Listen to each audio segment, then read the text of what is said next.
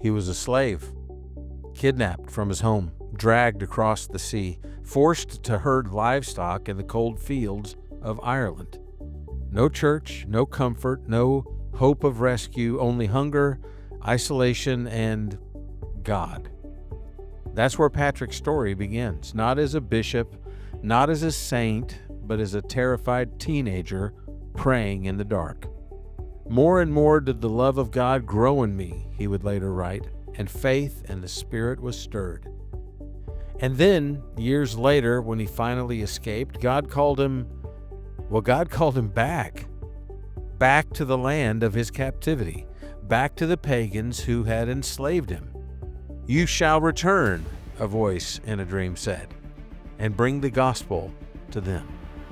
Now, Patrick could have refused. Instead, he set sail. One man, one Bible, one island full of druids, warriors, and kings, and the course of Irish history was about to change forever. From the That's Jesus channel, welcome to Coach, where we're tracing the story of church origins and church history. I'm Bob Balch, and on Mondays we stay between 0 and 500 AD. Today we step into the wild, wind-swept landscape of 5th century Ireland, a land of stone circles, tribal kings, and ancient gods. No Roman roads, no Christian churches, no formal contact with the empire. Yet in the year 432 AD, a former slave named Patrick landed once again on its shores, this time not in chains, but with a mission. He wasn't the first Christian to reach Ireland. There had been missionaries there before, but Patrick's arrival marked a turning point, not because of his strategy, but because of his faith. He didn't come with military protection. He didn't bring cultural dominance. He came as a servant sent by God. He had seen visions. He had heard voices in the night. And whether people believed him or not, he believed God was calling him to Ireland. What happened next was nothing short of miraculous. Pagan kings converted, entire tribes were baptized, monasteries sprang up in the hills, and within a generation, Ireland, once feared for its violence, became known for its devotion. This is the story of how one man's obedience lit a fire that still burns today. Patrick was born in Roman Britain about 385 AD, likely in what is now Western England or Southern Scotland. He came from a Christian family. His grandfather was a priest, his father a deacon and a Roman official, but Patrick was not devout. "I did not know the true God," he later admitted. "I was taken captive before I had turned to him with all of my heart." And at the age of 16, Irish raiders attacked his village. He was captured, he was enslaved, and he was taken across the sea to Ireland. For 6 years, he worked as a shepherd in the cold, lonely fields, hungry, frightened, and far from home. But it was there, in the chains, that Patrick found Jesus. Quote, "I used to rise every day before dawn to pray 100 times a day and nearly as many at night." Eventually, he escaped. Following what he believed was a divine prompting, he returned to his family, but he was no longer the same. He had seen the hand of God in suffering, and he would never be content in comfort again. One night he had a dream, a vision of the Irish people calling him back. "We beg you, holy youth, to come and walk among us again." Well, against all expectations, Patrick obeyed. He trained for ministry, he sought approval from the church, and he set out for the very place that once enslaved him. His mission wasn't colonial, it was personal, and it was supernatural, because what he faced in Ireland was unlike anything the Roman world had ever seen. Ireland was not part of the Roman Empire. There were no cities, there was no Latin, no law codes or amphitheaters. Instead, Patrick stepped into a world of tribal kings, oral traditions and Druidic religion, a world where spirits were feared, oaths were sacred, and violence was common. Missionaries had come before. Some had made a little bit of progress, but none had seen wide-scale conversions until Patrick. He didn't arrive with a battalion. He came alone with courage and conviction. And his method? Simple. Preach Christ boldly, challenge the idols openly, and respect the people deeply. He targeted the chieftains first. Why? Because if a king converted, his clan would follow. Quote, "I baptized many thousands," he wrote, "and I ordained clergy for them everywhere." Well, he didn't come to conquer Ireland. He came to win it, soul by soul, tribe by tribe. And there were threats. He was beaten, robbed, imprisoned. Quote, "Every day I expect murder or betrayal or slavery." But he kept going because Patrick believed he was on a divine mission. Now the Druids, they opposed him. The culture resisted him. But the gospel spread. According to tradition, Patrick confronted a high king at Tara, debated the Druids in public, and lit the Easter fire on a hill in defiance of pagan law.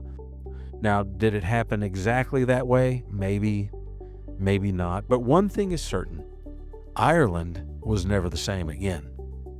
By the time Patrick died, likely around 461 AD, the landscape of Irish spirituality had been transformed.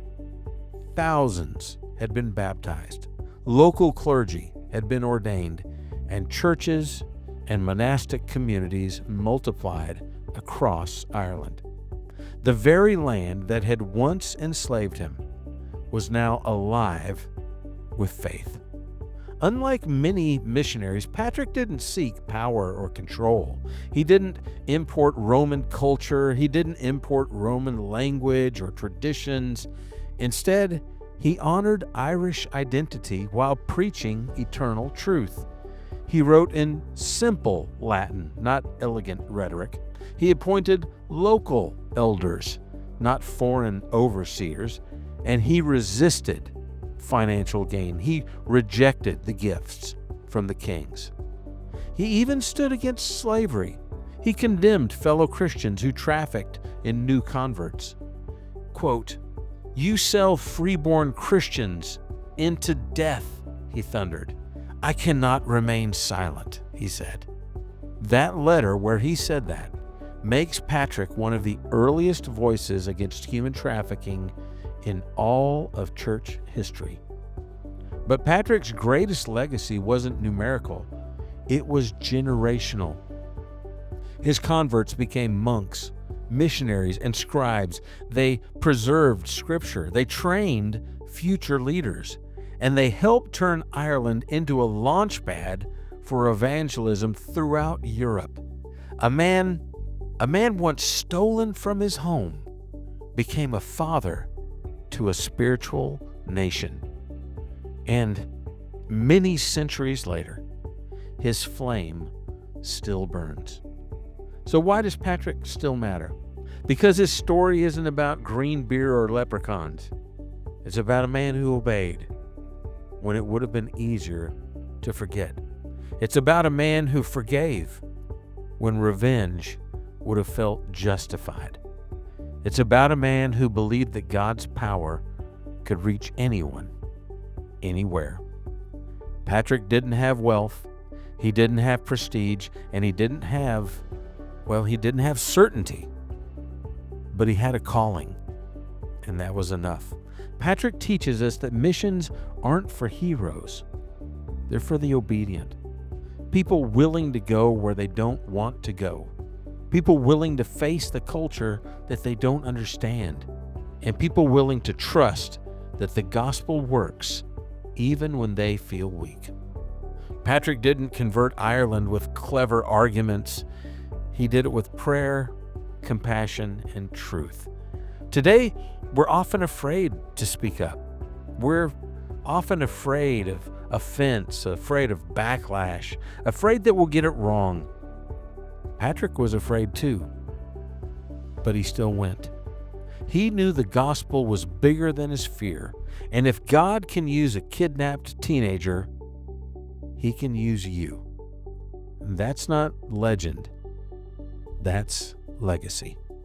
Patrick didn't change Ireland because he was extraordinary. He changed Ireland because he was available. He took the pain of his past and let God turn it into purpose. He didn't come back for vengeance. He came back with the good news. And the fire he lit burned across hills, hearts, and history. So where has God sent you? Has He sent you to a hard place? Has He sent you to skeptical cultures? To people who don't understand you? Patrick would say, if God is sending you there, go. Go even if you don't feel comfortable. Not because it's easy, but because Christ is worth it. If this story of Patrick's mission challenged or encouraged you, would you consider sharing this episode with a friend? You never know who might need to hear it. Leave a review on your favorite podcast app or follow Coach for more episodes every week. You never know what we're going to cover next on Coach because every episode dives into a different corner of church history. But if it's a Monday, you know we're going to be staying somewhere between 0 and 500 AD. And if you'd rather watch me tell these stories while staring at my face, you can find this episode and every Coach episode on YouTube at the That's Jesus channel. Thanks for listening to Coach, Church Origins and Church History. I'm Bob Balch with the That's Jesus channel. Have a great day and be blessed.